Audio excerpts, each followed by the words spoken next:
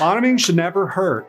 And if it does, that's a red flag you haven't loosened up enough. No matter your level of experience, loosening up makes bottoming significantly more enjoyable and prevents loads of injuries that can make bottoming harder. In this video, I'm going to show you how easy it is to loosen up following the correct order of operations, the tools needed to open that ass up, and how to prevent injury for the best bottoming experiences of your life. First off, let's bust some myths. There are two major fears I hear about on the Bottoms Digest when it comes to loosening up. One, having an incontinent back door, and/or two, becoming extra loose when you get older. You'll be relieved to discover that loosening up actually prevents both of these. Your anus and the sphincters around it are muscles, and just like any muscle, they can stretch quite a bit, but they only rebound really well if they are stretched properly. Shoving a or toy in too soon and too fast can cause the area to tear or even prolapse. Do that enough times over the course of a few years and you're really doing some long-term damage to the old dump trunk. Properly loosening up lets you bottom safely and pleasurably for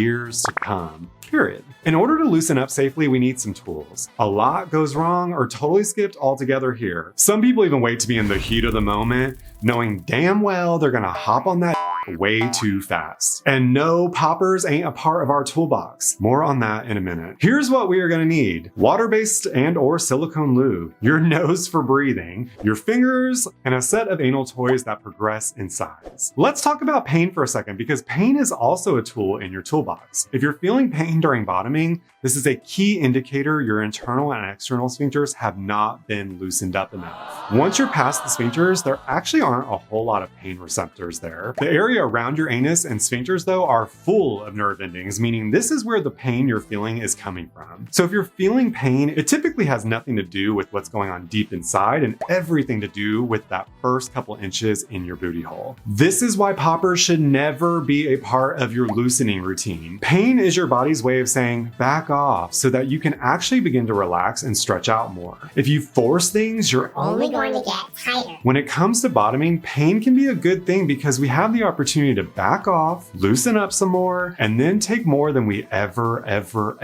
imagined. Baby, but if you're plowing through that pain because a popper made you think you are looser than you actually are, your muscles are going to contract and tighten up even more than they were before. And worst case scenario, you're also getting an anal fissure and some really up madness back there. So let's loosen up a little. Logistics matter a lot here, and whether you're a beginner or expert, you should always start at the top of the list and work your way down. I've been bottoming for 15 years and still start with the easiest steps before moving on, just to make sure I'm feeling good. If I skipped ahead simply because of cockiness and ego, I'm really cock-blocking myself from the full benefits here. Just like a house needs a foundation to stop from falling over, we need to start with the foundation and work our way towards adding a roof on top of the house. Some of y'all are skipping right to roofing a house that already sank because there was no goddamn foundation to begin with. So let's start to prevent all of that right now. Step one, breathe. Y'all know I talk about this all the time on my channel because a lot of y'all aren't doing it. A lot of us in general just aren't breathing enough, let alone the people that are taking it up the ass.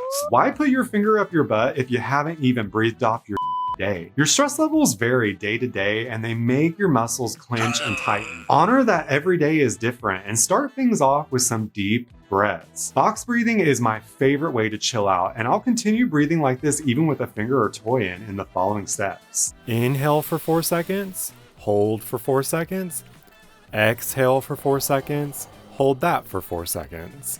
Repeat this until you feel like your body and your hole are melting into the ground. Next up, we'll start with a pinky, not a ring finger, not a middle finger, not a couple fingers, just a pinky. We're gonna take that pinky and we're gonna do Dr. Carlton's butt plug technique using silicone lube. This technique is vital to loosen up the internal and external sphincters and make bottoming much more pleasurable. I've said it before, but if you skip this, you actually risk making your sphincters even tighter, making bottoming harder next time, or even worse, potentially making a bowel movement really difficult to pass for the next few days. Basically, skipping this creates a domino effect of tightness that ain't great for bottoming or pooping. So don't skip it. This is your hole. You're going to insert your pinky in as far as you can until you meet with some resistance. Press the finger up at 12 o'clock and just hold for 30 seconds, breathing so deeply. Then you're gonna move over to 3 o'clock, pressing into the rectum. Again, breathing deeply, and there's no reason to push really hard. You're pressing gently. Then move down to 6 o'clock, 9 o'clock, moving around the clock over and over and over again, breathing deeply as long as you need to until your finger can go in more and more and more. Once you feel your muscles truly relax, you can upgrade to a bigger finger like your ring or middle finger, then 2 fingers, and depending on how experienced you are, maybe even 3 fingers.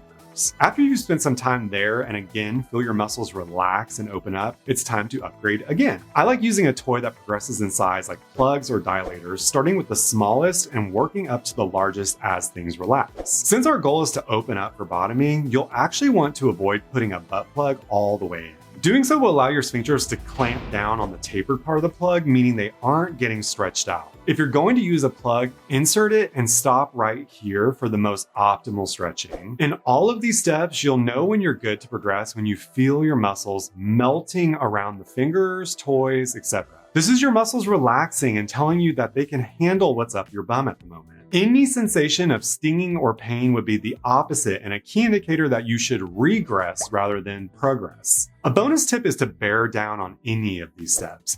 This means giving your booty a small squeeze around the finger, toy, penis, whatever it is you have up there. I don't mean strain your ass off. That's actually a surefire way to get a hemorrhoid. A gentle squeeze and release will help you stretch and relax even further. I like to keep a set of glass anal dilators in my shower, and while my conditioner is in my hair, I'll insert the smallest toy into my rectum and breathe deeply. Once things feel looser, I'll pull the dilator almost all the way out and push it back in, repeating 10 to 15 times. On the last repetition, I'll bear down on the dilator and breathe deeply. Notice how important it is to breathe and to do it all the time and to make sure you're doing it deeply, like I need to right now.